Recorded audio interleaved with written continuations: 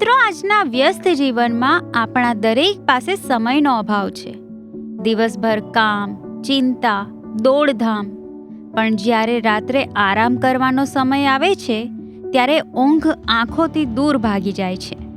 આ સમસ્યાને કહેવાય છે અનિદ્રા, એટલે કે ઊંઘ ન આવવી. તમે સાંભળી રહ્યા છો રેડિયો નઝરિયા 107.8 આવાઝ અમારી પર કાર્યક્રમ સ્વાસ્થ્ય સંકલ્પ, અને હું છું તમારી સાથે મયુરી. જો ઊંઘ જ ના આવે તો દિવસભર ઉર્જા ક્યાંથી આવશે? ચાલો આજે આપણે વાત કરીએ કે અનિદ્રા શું છે, તેના કારણો શું છે અને કેવી રીતે આપણે મીઠી ઊંઘ મેળવી શકીએ.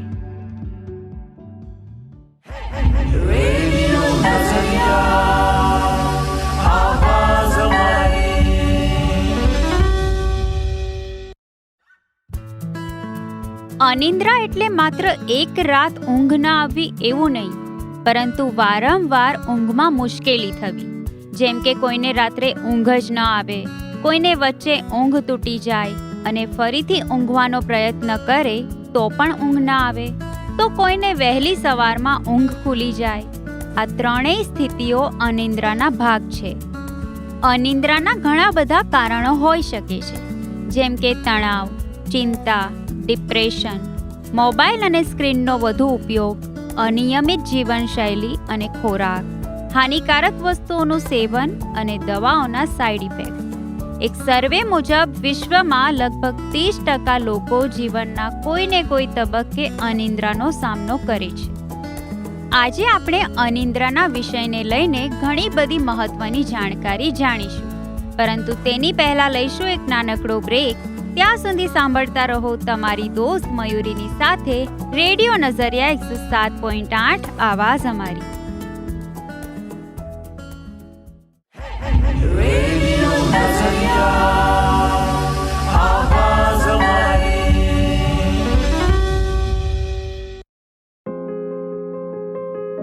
દરેક સ્વાસ્થ્ય સમસ્યા પર વાત કરવી છે જરૂરી, અને હું છું તમારી દોસ્ત મયુરી.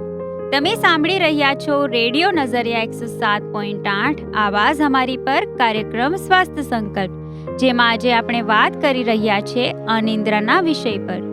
દોસ્તો, દરેક સ્વાસ્થ્ય સમસ્યા વિશે તેની સાચી અને સચોટ જાણકારી હોવી તે ખૂબ જ જરૂરી છે. એટલે આજના કાર્યક્રમમાં એક્સપર્ટ રાજેશ્રી દેસાઈ આપણી સાથે જોડાયા છે, જેઓ આપણને અનિદ્રા વિશે ખૂબ જ મહત્વની જાણકારી આપશે. તો ચાલો સાંભળીએ તેમને.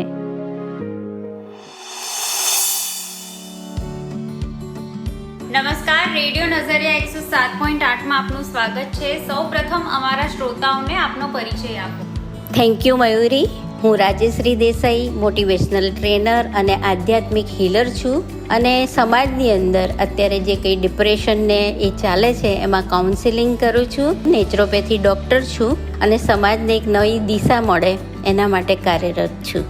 આજના યુગમાં મોસ્ટ ઓફ લોકોને અનિદ્રાનો રોગ છે, પણ ખરેખર એ કોઈ મોટી બીમારી નથી, પણ એક લાઈફસ્ટાઈલથી થતો રોગ છે કે જે માણસ ડિપ્રેશન ને ટેન્શન ને બધું જે કરતા હોય એને કારણે નિંદ્રામાં ખલેલ પહોંચે છે, અને એ ખલેલને કારણે એ વ્યક્તિ સૂઈ નથી શકતો અને વધુ ને વધુ ડિપ્રેશનમાં જતો જાય છે. એટલે કોઈ મોટો રોગ નથી, પણ રોગો થવાની શક્યતાઓ છે ખરી. કારણ કે જ્યારે તે સૂવા જાય તો કોઈને કોઈ એના મનમાં કંઈક વિચારો ચાલતા હોય, એ વિચારો જો હાવી થઈ જાય તો એના લીધે વ્યક્તિને વ્યક્તિગત રીતના જોવું પડે કે એમની માનસિકતા કેટલા સમયથી બગડેલી છે. એટલે લોંગ ટર્મથી છે તો લાંબો સમય સુધી પણ રહી શકે છે બીમાર, અને જો શોર્ટ ટર્મ હોય તો થોડા સમય માટે પણ હોઈ શકે.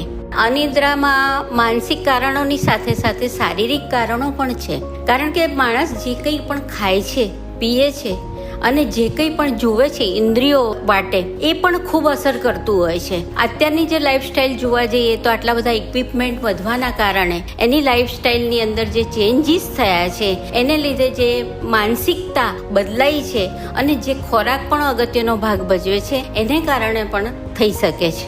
આરોગ્ય માટે તો હાનિકારક જ છે, કારણ કે ઊંઘ પૂરતી ના હોય તો મૂડ પણ સરખો ના રહે. તમારો થોડી ઊંઘ બગડી હોય તો કે સવારે જ્યારે ઉઠો છો ત્યારે ફ્રેશ પણ નથી હોતા. એટલે આના કારણે ઘણા બધા રોગો થઈ શકે છે, અસાધ્ય રોગો પણ થઈ શકે છે, જેવા કે કેન્સર છે, બીપી છે, ડાયાબિટીક છે.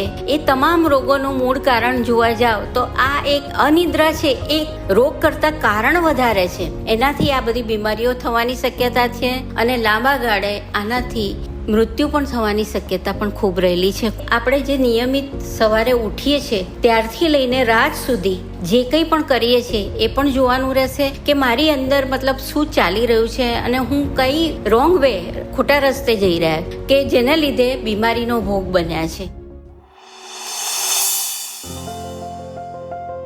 એટલે દરરોજની રોજનીસીને પણ ચેક કરવી પડશે કે હું કયા ફૂડ લઉં છું, કયા ટાઈમે ઉઠું છું, કયા ટાઈમે સૂઉં છું અને મારી અંદર કયા થોટ્સ ને કઈ ભાવનાઓ ચાલે છે. આ પર પણ ફોકસ કરવું પડશે, તો જ એનું નિદાન થઈ શકે. જ્યારે સવારે ઉઠો છો ત્યારે અમુક ફિક્સ ટાઈમ હોવો જોઈએ, જેમ કે સૂર્ય ઉગતા પહેલા આપણી અંદર વિટામિન્સ ડી હોવું જોઈએ. એ વિટામિન્સ ડીની ઉણપથી પણ ઊંઘ ન આવવાના પ્રોબ્લેમ ઊભા થતા હોય છે. એટલે સવારથી જે તમારું રૂટીન છે એને પણ જોવું જરૂરી છે. બીજી વસ્તુ, દિવસના સમયે ક્યારેક વ્યક્તિ સૂવે છે, થોડી નિંદ્રા લઈ લેતો હોય છે. એ પણ બહુ મોટું ફેક્ટર કામ કરતું હોય છે અનિંદ્રા માટે, કે જો દિવસ દરમિયાન તમે વધારે ઊંઘ લો, આળસ કરો અને ઊંઘી જાઓ તો રાત તમારી ચોક્કસ બગડવાની છે. પડખા બદલ્યા કરે વ્યક્તિને ઊંઘ ના આવે, આ વસ્તુ થવાની જ છે. બીજી વસ્તુ, તમે જે કંઈ જમો છો અને કઈ ટાઈપનું ફૂડ લો છો. જંક ફૂડ તો વધુ નથી લેતા ને, એ પણ જોવાનું રહેશે રૂટિનમાં કે જંક ફૂડ વધારે જવાના કારણે પેટની હેવીનેસને કારણે પણ ઊંઘ નથી આવતી. એકચ્યુઅલમાં જ્યારે ઊંઘ નથી આવતી ત્યારે આપણી અંદર રહેલા કેમિકલ સેરોટોનિન અને મેલેટોનિન જે હોય છે એ બેલેન્સ નથી રહેતા. હાર્મોનલ્સ ઇનબેલેન્સ થવાના કારણે ઊંઘ નથી આવતી. આ કેમિકલને સેટ કરવા માટે કેટલી ઘણી એલોપેથી દવાઓ પણ મળે છે બજારમાં, પણ જ્યારે માણસ એક ગોળી લે છે, એક ગોળીથી જ્યારે ટેવાઈ જાય છે ત્યારે બીજી પણ સ્ટાર્ટ કરે છે અને એને પણ પચાવી કાઢે છે અને ત્રીજી લેતો થાય છે. એમ કરતાં દવાઓનું પ્રમાણ ખૂબ વધતું જાય છે, પણ એનું જે મેઇન કારણ છે એને દૂર કર્યા વગર જો આ દવાઓ લેવામાં આવે તો એની ઇફેક્ટ ખોટી પણ પડતી હોય છે. એ દવાઓના કારણે ઘણી સાઈડ ઇફેક્ટો પણ થતી હોય છે, જેના લીધે રોગો પણ થતા હોય છે. તો હું તો કહું છું કે દવા કે ગોળી હું કે તમે આપણે કોઈ પણ લઈશું તો એ દવાને ખબર નથી કે મારા મનની અંદર શું ચાલી રહ્યું છે, મારા થોટ્સ કેવા છે, મારી ભાવનાઓ શું છે, એ દવાને ખબર નથી. વ્યક્તિગત રીતના જોઈએ તો કોઈ વ્યક્તિને જેની અંદર ચૈતન્ય છે, ચેતના છે, એવા સામે બેસીને એને પૂછવામાં આવે, કાઉન્સિલિંગ કરવામાં આવે તો કદાચ ખબર પડે. પણ એના વગર કોઈ સોલ્યુશન એ રીતના આવે નહીં કે તમે પરમેનન્ટલી જો દવા લેતા જ રહો તો એ રોગ ગયો ના કહેવાય. જ્યારે દવા બંધ કરી નાખો અને તે છતાં ઊંઘ સારી આવતી હોય ત્યારે એનું સોલ્યુશન મળ્યું કહેવાય. તો હું તો માનું છું કે આ જે ઇંગ્લિશ દવાઓ લેવામાં આવે છે એ ટેમ્પરરી ફાયદો કરે પણ પરમેનન્ટ નહીં.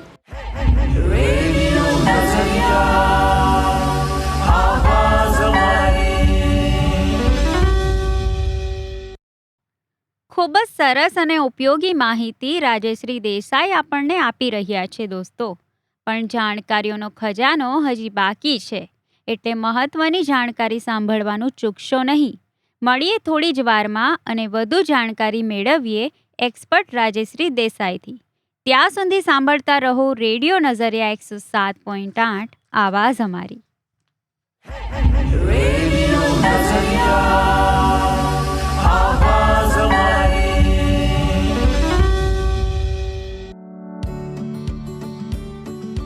તારા ચમકે છે આકાશમાં, પણ આંખોમાં અંધકાર છવાઈ ગયો છે. સૂવાની ઈચ્છા તો ઘણી છે, પણ ઊંઘ ક્યાંય ખોવાઈ ગઈ છે. તમે સાંભળી રહ્યા છો રેડિયો નજરિયા 107.8 આવાઝ અમારી પર કાર્યક્રમ સ્વાસ્થ્ય સંકલ્પ, અને હું છું તમારી દોસ્ત મયુરી. તો ચાલો દોસ્તો જાણીએ એક્સપર્ટ રાજેશ્રી દેસાઈથી અનિંદ્રાની સમસ્યા વિશે મહત્વની જાણકારી.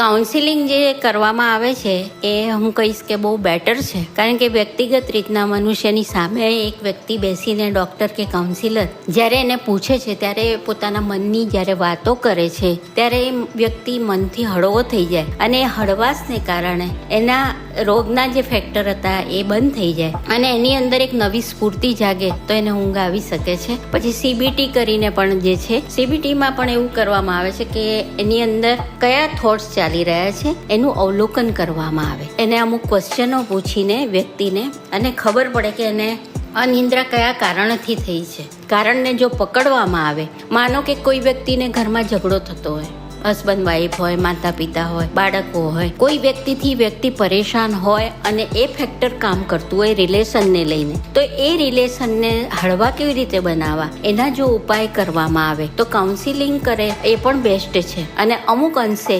મેડિટેશન વગેરે હેલ્પફુલ થઈ શકે છે.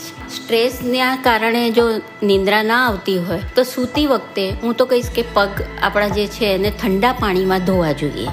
થોડીક વાર ઊભા રહેવું જોઈએ ઠંડા પાણીમાં, પગ ડૂબોડીને આખા, પછી ભલે હળવેથી સાફ કરીને બેડમાં જતા પહેલા થોડું હળવું માલિશ પણ કરવું જોઈએ. એની તાસીર જોવામાં આવે કે એને કયા તત્વો એનામાં વધારે છે, ગરમી વધારે છે કે ઠંડી વધારે છે, એ પ્રમાણેના અમુક તેલ લઈને પગના તળિયાઓમાં અને હથેળીમાં માલિશ જો કરવામાં આવે તો એની ઊંઘને સરળતાથી બદલી શકાય છે અને એની લાઈફસ્ટાઈલ પણ ચેન્જ થઈ શકે છે. નિયમિત અને સારી ઊંઘ જો જોઈતી હોય તો હું તો કહીશ કે પ્રકૃતિના નિયમોને નહીં તોડવા. આજે આપણે જોઈ રહ્યા છે કે પ્રકૃતિ પણ પ્રકોપ કરી રહી છે.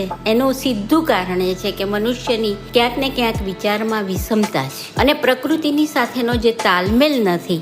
માનો કે કોઈ લોન લીધી તો એના હપ્તા ભરવા છે, અથવા તો કોઈની ચિંતા છે મેરેજની, છોકરાઓને ભણાવવાની ચિંતા છે, ફોરેન મોકલવા છે. જે લાઈફસ્ટાઈલ આપણે જોઈ રહ્યા છે કે લોકો અત્યારે પૈસા કમાવા પાછળ ઘેલા છે, એ ઘેલાપણું જે છે એનાથી પણ સ્ટ્રેસ થાય. તો મારે પોતાની જાતનું એનાલિસિસ કરવું પડશે કે મારા મનની અંદર કયા વિચાર ચાલી રહ્યા છે. કોઈ નેગેટિવ ભાવ તો નથી મારી અંદર, તો આ નેગેટિવ ભાવને બહાર કાઢીને પોઝિટિવિટીને જો એન્ટર કરવામાં આવે તો ઊંઘ બેટર થઈ શકે છે. બીજી વસ્તુ, સવારે હળવું વ્યાયામ પણ કરે, શરીરની કસરત સાથે સાથે મનની એટલે કે મેડિટેશન પણ કરવું જોઈએ. પોતાના માટે 1 કલાકનો સમય ફાળવે માણસ, તો હું નથી માનતી કે કોઈ પ્રોબ્લેમ થાય. બીજી વસ્તુ, રાત્રે જ્યારે સૂતા હોય ત્યારે સવાસન એટલે મનુષ્ય મળદાની જેમ સૂવે અને એક અંગને જો જોવે, પોતાના શરીર સાથે પ્રેમ વ્યક્ત કરે, એવી ભાવના જો વ્યક્ત કરવામાં આવે તો પણ એને સારી ઊંઘ આવી શકે છે. અને નેચરોપેથીમાં ઘણી બધી પ્રક્રિયાઓ છે ઊંઘ માટે, જે નેચરલ વે તમારી ઊંઘને બદલી શકે છે અને ઊંઘ પણ સારી આવી શકે છે. બીજું તો પછી વ્યક્તિગત રીતના મનુષ્યની અંદર શું ચાલે છે એ જોવું ખાસ જરૂરી છે કે એના વિચારો શું છે અને શેનું ટેન્શન છે. જો એ કારણને, એના ટેન્શનના કારણને જો ક્યોર કરવામાં આવે તો આપોઆપ એની ઊંઘને સારી રીતના હેલ્થમાં બદલી શકાય છે. અને અત્યારની લાઈફસ્ટાઈલમાં જો સ્ક્રીન ટાઈમ એટલે કે મોબાઈલની અંદર જે જોયા કરે છે વ્યક્તિ, સવારથી ઉઠીને સાંજ સુધી કેટલી વખતે ચેક કરતો હોય છે. અને રાત્રે શું થાય છે કે માણસને અંધારું એટલે બ્લેક હોવું જોઈએ, એને બદલે મોબાઈલની સ્ક્રીન લઈને બેસે છે. એ સ્ક્રીનના કિરણો એની આંખમાં પડે છે તો આંખને તો એવી જ ફિલિંગ આવે કે અત્યારે ડે ટાઈમ છે, એટલે ઊંઘ ક્યાંથી આવે? તો જ્યારે પણ ઊંઘવા જતા પહેલા અમુક કલાકો, હું તો કહીશ કે 4 કલાક પહેલા આ બધું બંધ કરવું જોઈએ, સ્ક્રીન બંધ કરવો જોઈએ, ટીવી બંધ કરવું જોઈએ, તો જ સારી નિંદ્રા આવી શકે છે. નહીં તો એને પણ સમય લાગે છે, એટલે જ પડખું બદલ કરે છે આખી રાત. તમે ભલે 10 કલાક 15 કલાક સૂવો, પણ એ ક્વોન્ટિટી ઊંઘને કોઈ લેવા દેવા નથી, પણ ક્વોલિટી ઊંઘ હોવી જોઈએ. 3.5 થી 4 કલાક બિંદાસ જો માણસ સૂઈ જાય એને કોઈ તકલીફ નથી પડતી. એટલે હું તો એક જ વસ્તુ કહીશ કે લાઈફસ્ટાઈલ ચેન્જ કરવી ખૂબ જરૂરી છે. અને લાઈફસ્ટાઈલ જેવી ચેન્જ થશે એવી આપણું આરોગ્ય બહેતર થશે. અને સ્વસ્થતા છે તો જ તંદુરસ્તી જ માણસના હાથમાં છે. અને એની પર જો ધ્યાન નહીં આપે તો લાખો કરોડો રૂપિયા ભેગા કરેલા બી ગુમાવવાનો વારો આવશે એને ઠીક કરવામાં. તો હું એ જ કહીશ કે સ્વાસ્થ્ય તરફ પૂરું ધ્યાન આપે અને ઊંઘ તરફ તો ખાસ થેન્ક યુ સો મચ મયુરીબેન, અને તમારા પૂરા સ્ટાફનો પણ ધન્યવાદ વ્યક્ત કરું છું કે આવી સારી સારી વસ્તુઓ આપ સમાજ સુધી પહોંચાડો છો અને સમાજની અંદર એક અદ્ભુત બદલાવ આવે અને સમાજ સ્વસ્થ થાય તો દેશ સ્વસ્થ થાય, દેશ સ્વસ્થ થાય તો આખી દુનિયામાં સ્વાસ્થ્ય ફેલાઈ શકીએ. ધન્યવાદ મયુરી.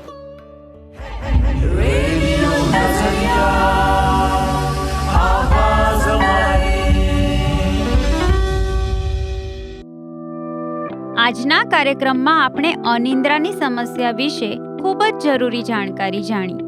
એક નાનકડો પ્રયાસ છે દોસ્તો, આ પ્રકારની જાણકારી તમને આપીને જાગૃત કરવાનો, જેથી તમે હંમેશા પ્રાથમિકતા તમારા સ્વાસ્થ્યને આપો.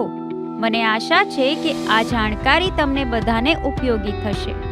આજના કાર્યક્રમને લઈને તમારો કોઈ સવાલ કે સુઝાવ હોય તો અત્યારે જ ડાયલ કરો અમારો નંબર 8849749472. હું નંબર ફરીથી એકવાર રિપીટ કરું છું, 8849749472. સાથે અમારા સોશિયલ મીડિયા એકાઉન્ટને ફોલો કરવાનું ભૂલતા નહીં હો. એટલે અત્યારે જ સર્ચ કરો તમારા યુટ્યુબ, ઇન્સ્ટાગ્રામ અને ફેસબુક પર રેડિયો નઝરિયા 107.8. ફરી મળીશું નવી સમસ્યાના સમાધાન સાથે. નમસ્કાર.